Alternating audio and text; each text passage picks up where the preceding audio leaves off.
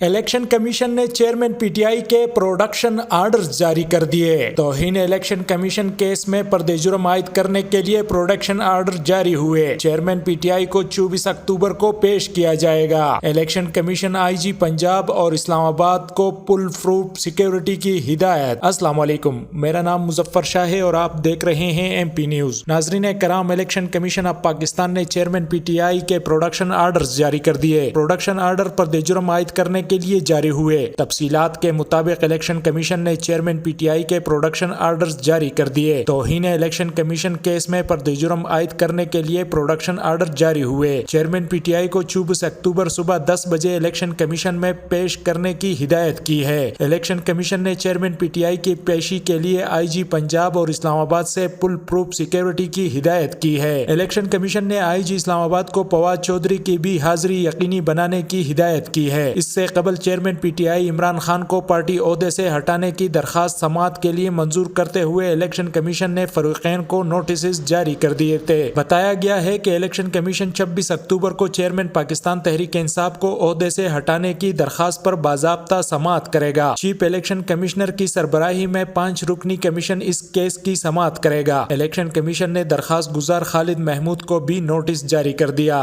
जिन्होंने तोशाखाना केस में सजा के बाद चेयरमैन पीटीआई को ओहदे से हटाने की दरखास्त दायर की थी। बहुत शुक्रिया। मजीद खबरों और अपडेट्स के लिए सब्सक्राइब करें एमपी न्यूज। एमपी न्यूज सवाल समेत मुल्की और गैर मुल्की खबरें आप तक पहुंचाए सबसे पहले।